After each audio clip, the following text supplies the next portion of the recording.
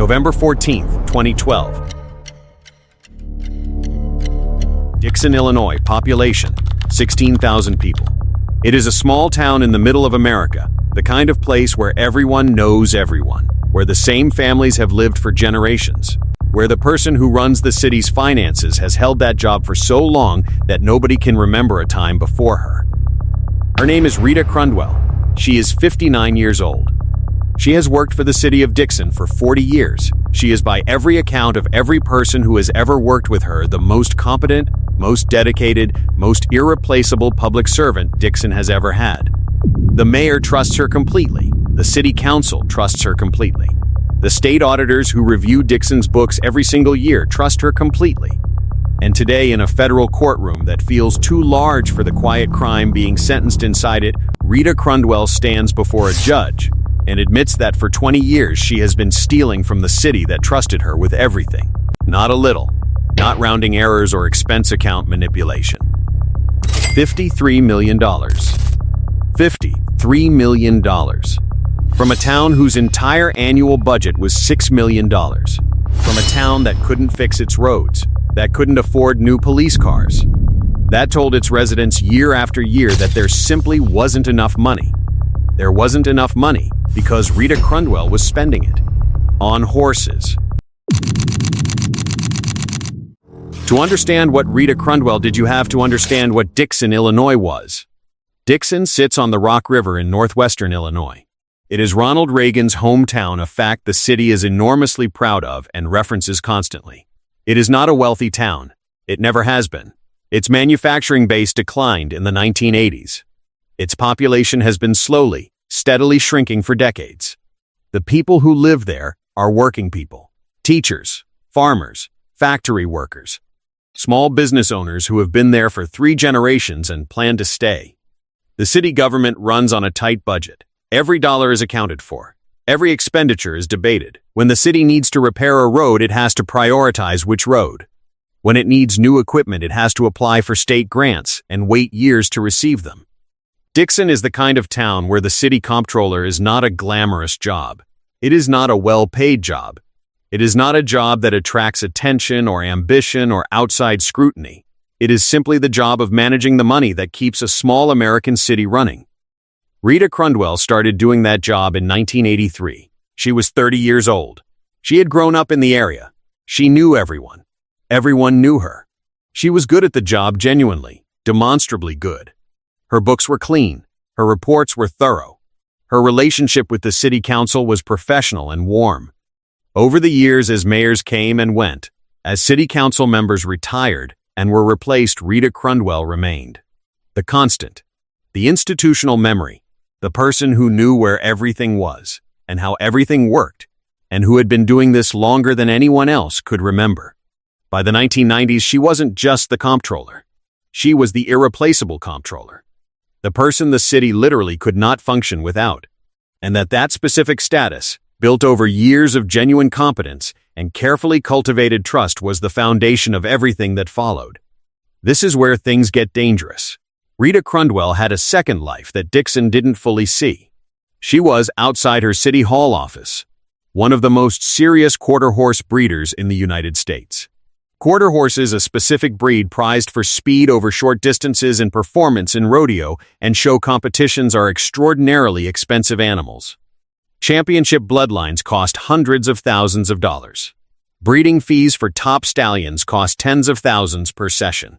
The facilities required to house, train, and show competitive horses at a national level, the barns, the trailers, the veterinary care, the entry fees, the travel cost millions of dollars per year.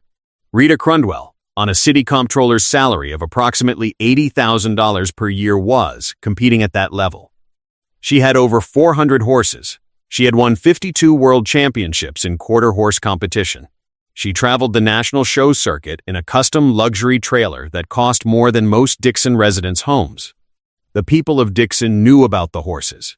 They were proud of her. In a vague way, she was their most decorated citizen, a national champion in her field. Nobody asked how a city comptroller making $80,000 a year could afford a $400 horse operation. Because Rita Crundwell was Rita Crundwell. And in Dixon, Illinois, You didn't ask Rita Crundwell questions. But the answer to that question was sitting in a bank account that nobody was supposed to know existed. In 1990, 7 years into her tenure as comptroller, Rita Crundwell opens a bank account.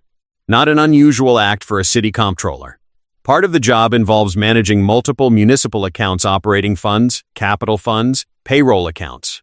But this account is different. It is opened at the same bank where Dixon holds its municipal accounts, First Midwest Bank, Dixon branch. It is opened in the name of the city of Dixon. But it has one feature that distinguishes it from every other municipal account. Only Rita Crundwell has access to it. No other city official, no mayor, no city council member, no state auditor, only her. The account is called the RSCDA, a Reserve Sewer Capital Development Account. A name deliberately chosen to sound like exactly the kind of routine municipal account that nobody outside the comptroller's office would ever need to look at closely.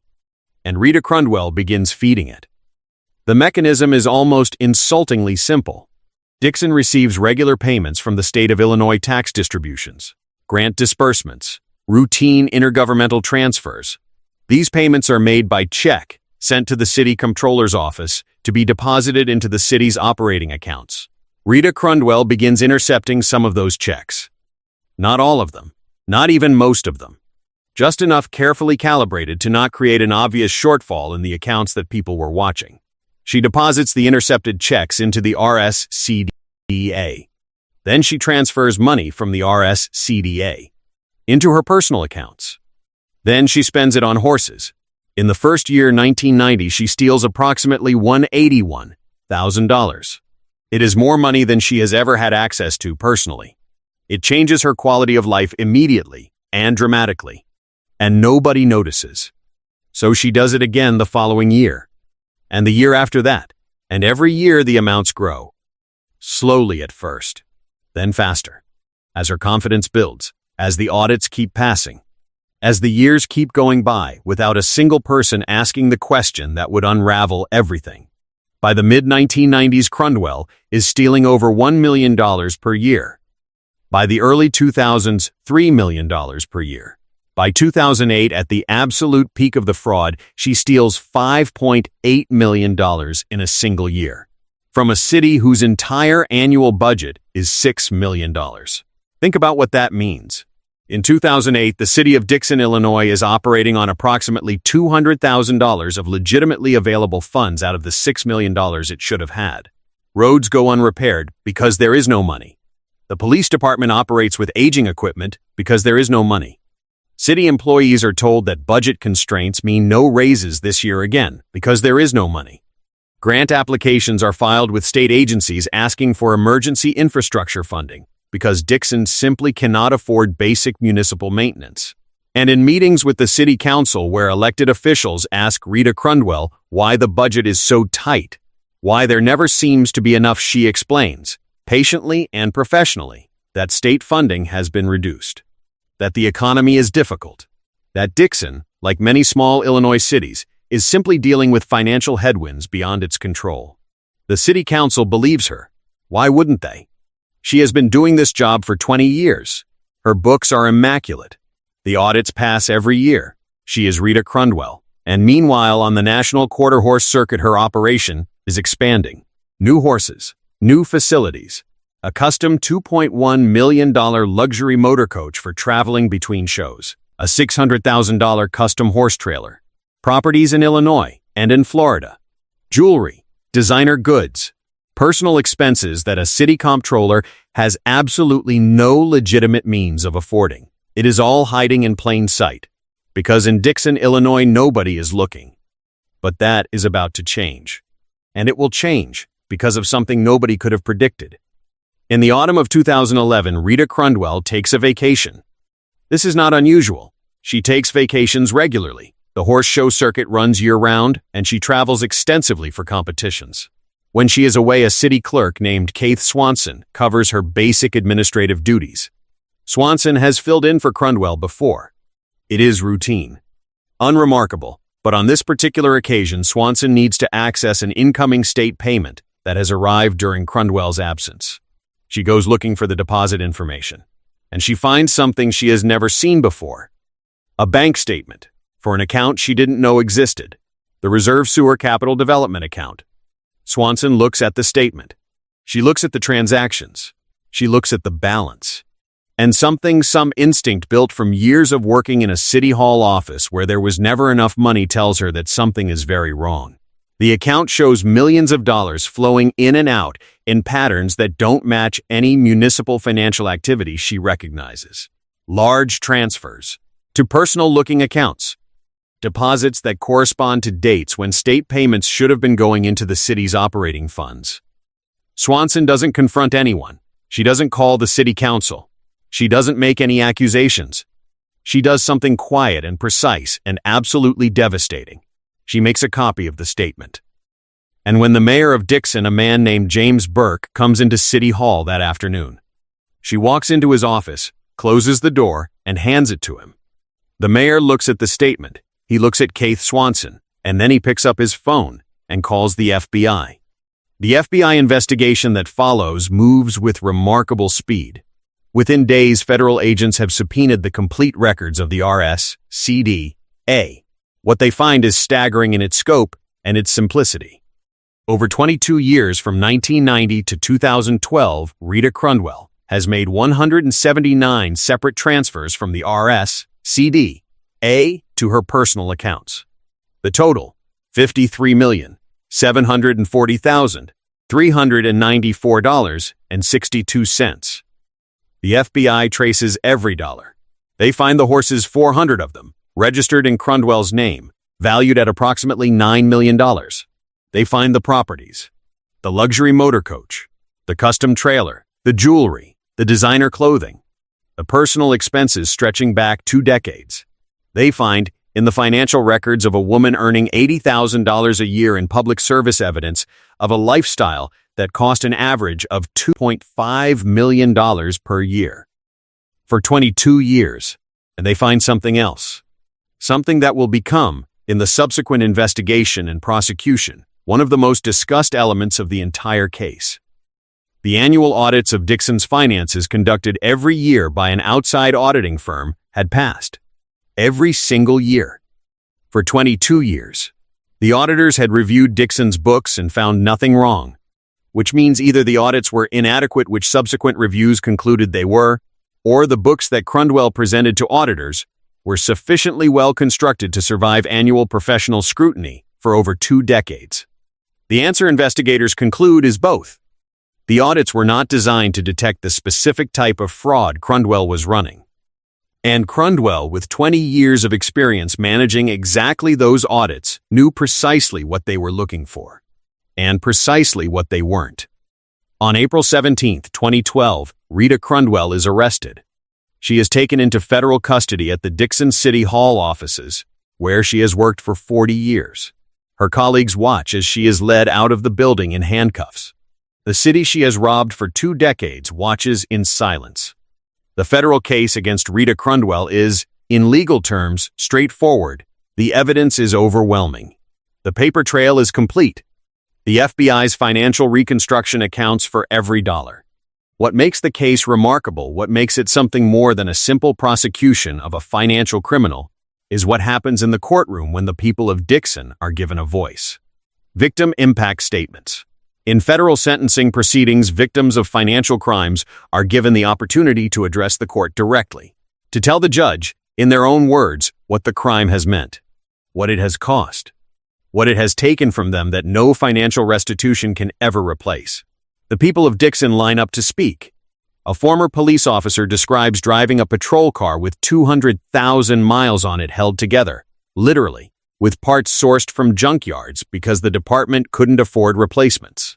A city employee describes watching a beloved community center close because the city couldn't maintain it, a facility that had been the center of Dixon's social life for generations. A teacher describes the cuts to school programs, the arts, the athletics, the after-school activities that Dixon's children lost because the city couldn't afford to fund them. A local business owner describes what it means to run a business on streets so badly deteriorated that customers complain about them.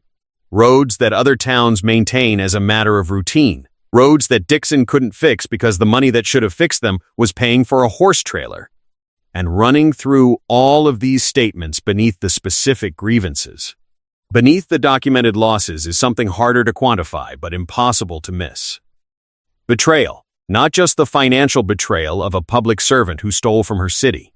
The personal betrayal of a neighbor, a colleague, a community member who had attended their events, sat on their committees, been trusted with their futures while systematically emptying the accounts that funded those futures. Rita Crundwell listens to these statements without visible emotion. The defense presents its mitigation. Crundwell's lawyers argue accurately that she has no prior criminal history, that she is not a violent offender, that she has expressed remorse. They argue for a sentence at the lower end of the guidelines. The prosecution argues for the maximum. They present calculations showing that the $53 million Crundwell stole represents the equivalent of 9 years of Dixon's entire municipal budget. 9 years of roads, police, fire service, parks, community facilities simply gone. Transferred into horses. On November 14, 2012, U.S. District Judge Philip Reinhard sentences Rita Crundwell to 19 years and 7 months in federal prison. She is 59 years old. She will be nearly 80 before she is eligible for release. The courtroom is quiet for a moment after the sentence is read. Then from the gallery a sound that has no clean description. Not celebration, not relief. Something more complicated than either. The sound of people who have waited a very long time for something that still doesn't feel like enough. In the years following Crundwell's sentencing, the process of recovering what Dixon lost begins. The FBI seizes and liquidates Crundwell's assets. The 400 horses are auctioned. The motor coach is sold. The trailer is sold. The properties are liquidated. The jewelry, the equipment, everything. The total recovered through asset seizure, approximately $10 million. On a $53 million theft. The remaining $43 million, the majority of what Rita Crundwell stole, simply doesn't exist anymore. It was spent. On horses. On competitions. On a lifestyle that is now entirely gone. Dixon files suit against its outside auditing firm, arguing that proper auditing procedures should have detected the fraud years earlier.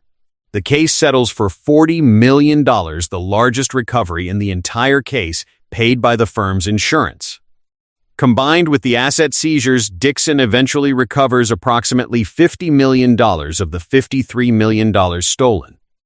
Which sounds, on paper, like a reasonable outcome. Until you account for the 22 years. 22 years of roads not repaired. 22 years of equipment not replaced. 22 years of programs cut, facilities closed, services reduced. 22 years of a city operating on a fraction of the resources it should have had, and the compounded cost of that deprivation cannot be recovered by any settlement.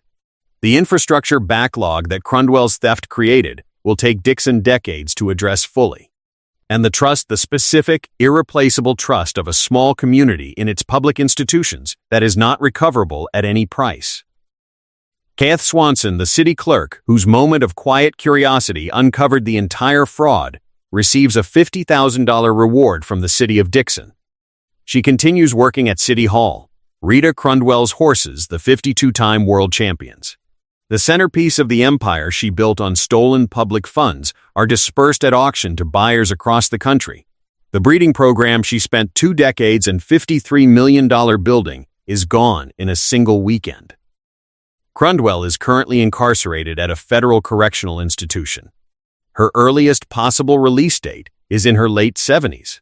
There is a temptation, with a story like this, to treat it as an outlier, a uniquely American small-town story, a one-off, an aberration, something that could only happen in a specific set of circumstances that no longer exist. That temptation is wrong. The conditions that made Rita Crundwell's fraud possible, the over-reliance on a single trusted individual, the inadequacy of routine auditing, the assumption that long tenure equals integrity, the cultural resistance to questioning someone who has been trusted for decades. These conditions exist in every organization, in every city, in every institution, in every place where humans manage other humans' money. The specific gap Crundwell exploited between the trust placed in a public servant and the oversight mechanisms designed to verify that trust was not unique to Dixon.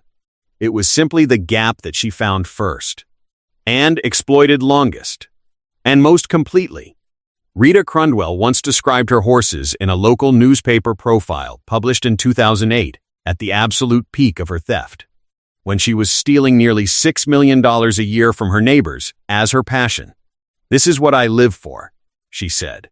"These animals, this competition, this is everything to me." She was not lying. That's the part that stays with you. The horses were real. The passion was real. The championships were real.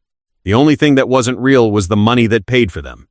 And for 22 years, in a town of 16,000 people who trusted her with everything they had, nobody thought to check.